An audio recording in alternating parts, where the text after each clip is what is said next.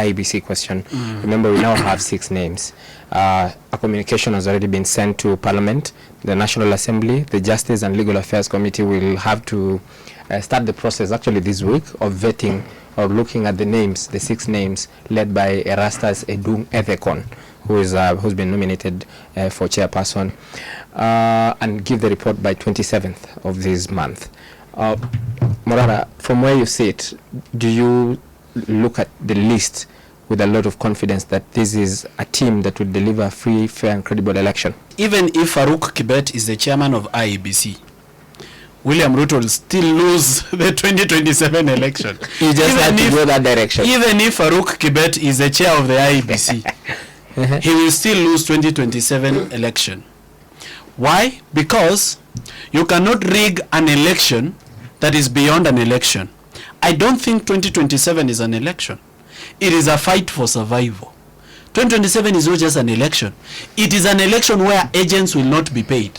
2027 is an election where people will volunteer to be agents. 2027 is an election where people will vote and not be in a hurry to go home. They will stay and count their vote. 2027 is an election where we've said, if William Ruto is announced the winner, then we don't have a country. Because it's an election that he must lose by all standards. He already lost. In fact, he's lost it. We are waiting for the announcement. For the confirmation. So that's why I'm telling you, personally, I have no problem with the IEBC.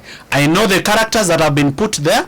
I know that one of the IEBC commissioners is actually a person of who had a corruption case in the NYS.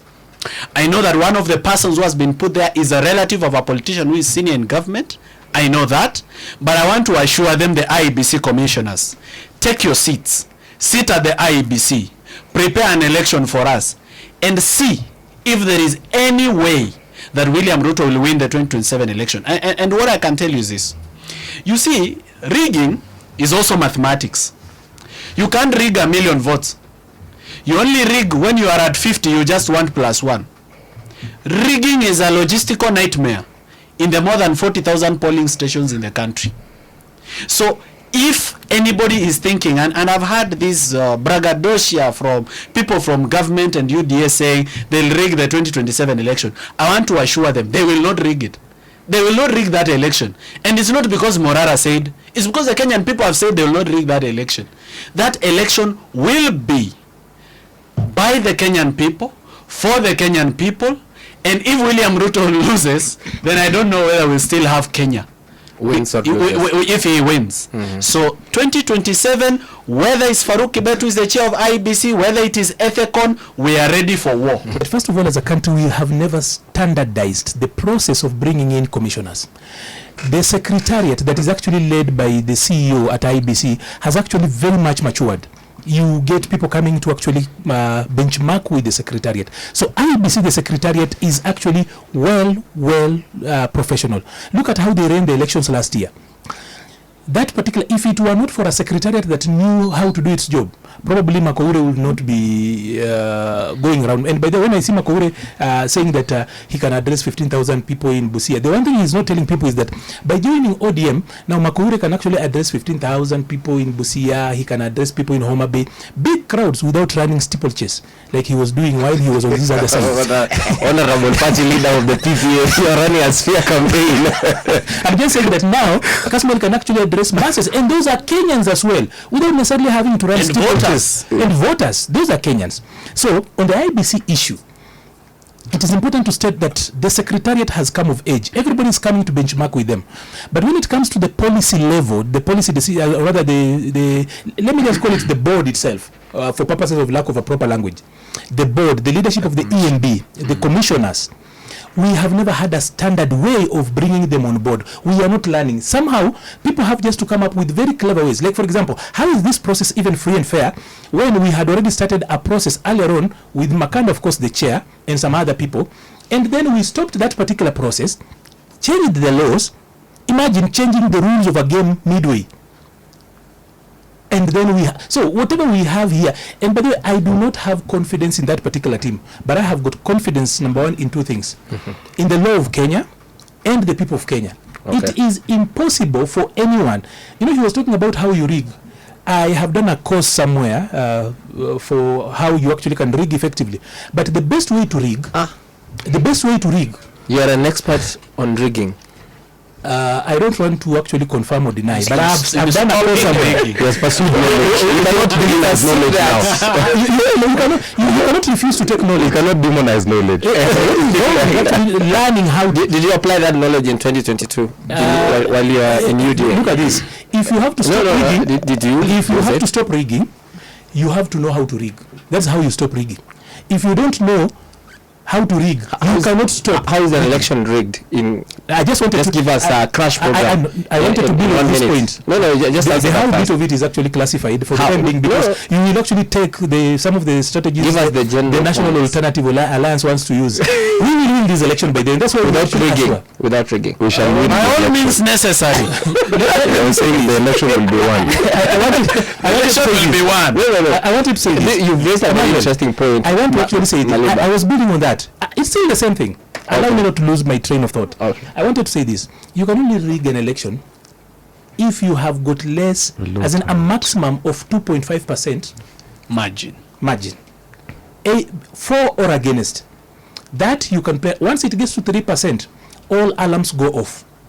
And that is why once data starts streaming in during an election, even if you played around with this one is what you report and this is the other one that you report, if you leave it, by the time it hits the 3%, it is already indicative ordinarily.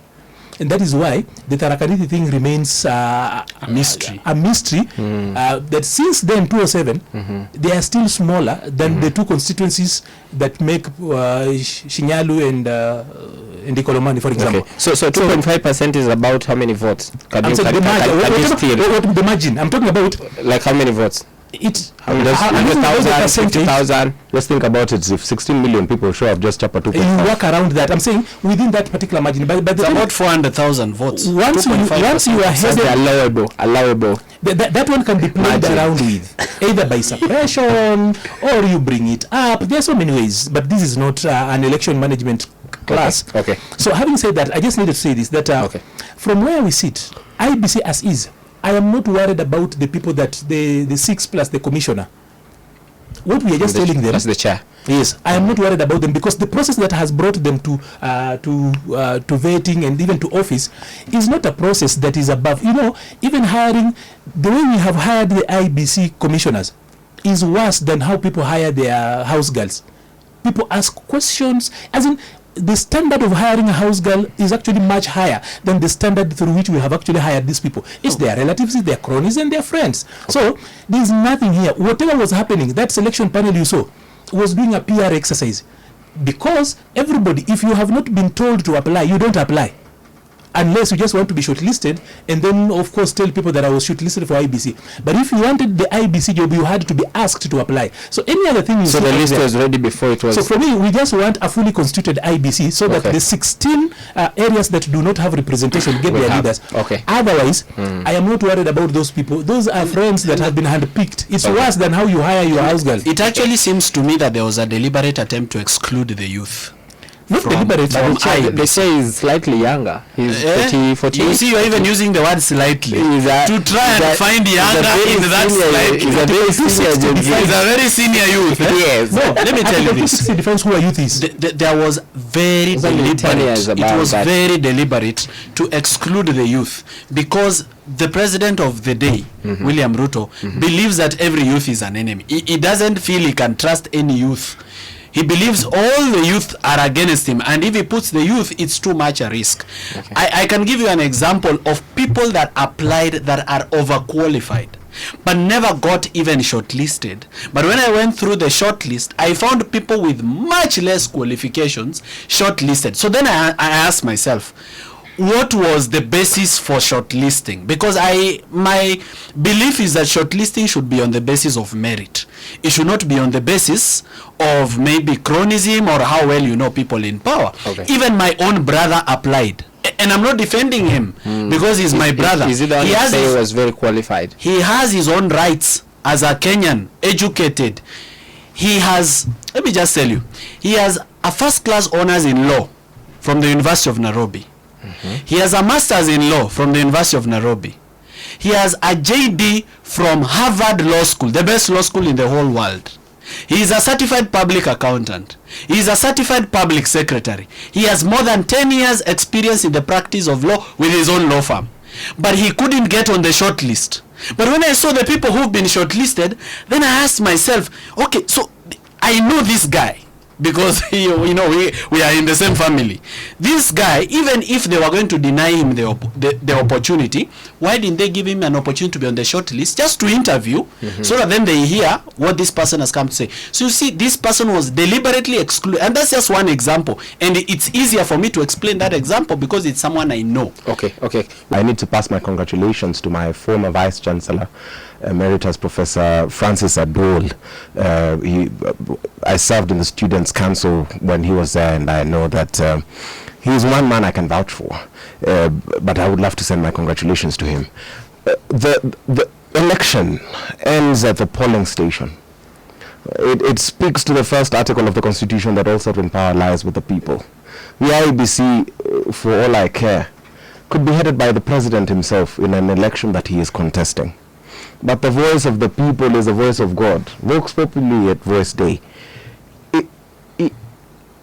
The people will speak for themselves. And this time, tutalinda kura at every polling station. And you see, this one will be very difficult to rig because there will be several interest groups.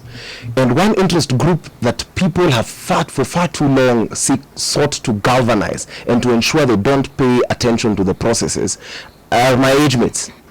And us, we are the guys who think elections are too hectic, you can't stand in line for that long. And this time, these are people who've said they're interested in the election. And the thing about us is we don't care. We will just tally it. You see, our parents, it's easy to lie to them. I saw the other time in the election, Citizen TV had shown that Ruto had 44 million views, votes. And I can prove it. It was a typing error, of course, from maybe editorial. Yes. But for us, we don't take any of these figures lightly. So for me, the IEBC is a different animal. But then I look at this, and speaking about IEBC, I have to play a bit of politics because I'm a politician.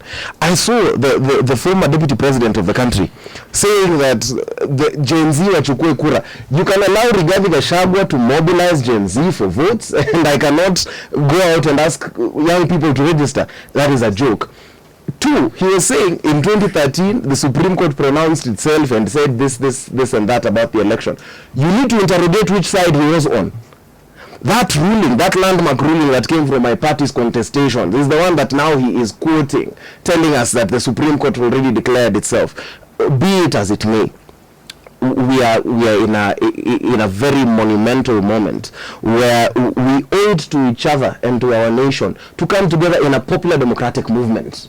And this movement is not only limited to the youth. We intend to work with every facet of society, but we have said, because youth is what we know, just the same way tribalism is what legacy politicians know. Because you find a politician like Silvana Sosoro standing in front of a rally to excite people and says, and that was in a church, could be today actually, and says that those other people don't have an agenda, they are just lazy, that if you are in government, tetea government, give money as sadaka to the church. If you feel sadaka is too heavy, pangisha watu laini wapatie pesa. That is your majority whip. And I am quoting him verbatim. That's what he said. And they sit down and people are applauding. And they stand up and in their efforts to glorify the defunct king, they say all sorts of things. And that is what we are saying as young people. Regardless of whatever it is that you have, we are coming through with a new political agenda. And this political agenda is based on the greater good for the country. It is based on ideology and philosophical greater good for our country. And because the other people have decided they know tribalism, they know cronism, they know the politics of money, what we are saying is, as young people, our starting point is, we know virtue, we know that we are young, and we know where we can find each other in these young spaces. And that's where we are starting from. Thank you, Kazmal. My name is James from Homa Bay. Kindly ask Morara that if he is not with the government, what was he doing in Ruto's rally?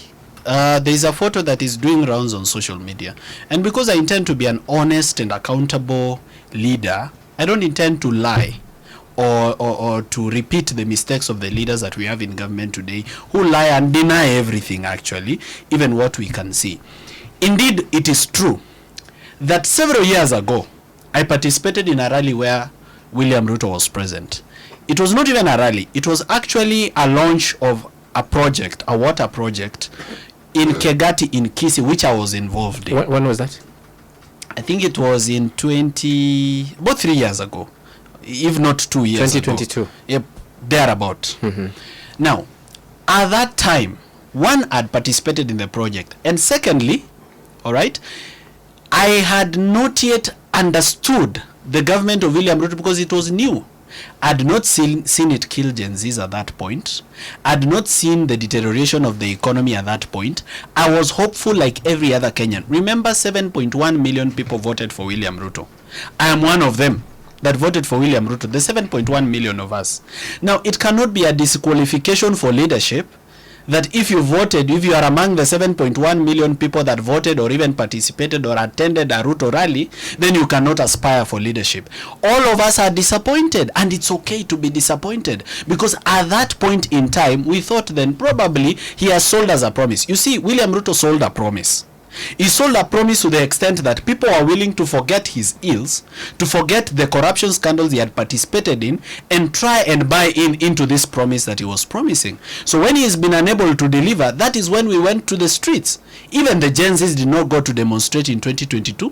They didn't go to demonstrate in 2023. They went to demonstrate in 2024 when it became unbearable. Therefore, anything ya huko nyuma, wachana nayo. It's like saying I cannot marry because I have a baby mama. So that's an old photo of you. It's a very old photo. It's a very old photo. And I'm not the only leader or aspiring leader who has ever met President William Ruto. Every single other person, Raila has a photo with William Ruto. Rigathi Gachagua, who some people support, has a photo, not just a photo, he's been with William Ruto through and through. Okay. Matiang'i has a photo with William Ruto, several of them with William Ruto. In fact, before William Ruto left, he met Kina Matiang'i. Okay. Linturi has a photo with William Ruto.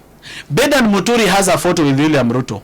Martha Karua has a photo with William Ruto. Kazmel Makore has a photo with William Ruto. Anol Maliba has a photo with William Ruto. Emmanuel To has a photo with Emmanuel To has a photo with William Ruto. So if you are killing me forever being in the same picture frame with William Ruto, then begin with these ones. This is Kibet from Eldoret. He says, it's a bit, I'm not understanding it well, but he's saying that the end of it is this guy Kazmol is contradicting himself. He was in Chungwa recently. He's now in government, and nobody can say that they have seen me saying that I want any position. Nobody has seen me saying that I want any money from government. If anything, I wrote to the president and said, I do not want a job, I do not want money, I do not want fame or a position. What I want is you give me justice. And my argument was, when I see people shake the president's hand, people who are far less qualified, people who are far less educated, and they can stand there and tell the president, rise to party 20 million to fanya hivi. I was saying, as a person who shook his hand for free, I realized that I was foolish, that if you shake the president's hand, it should count for something. So I was saying, I shook your hand that other time, and because I have seen your handshake cost at a very least 20 million.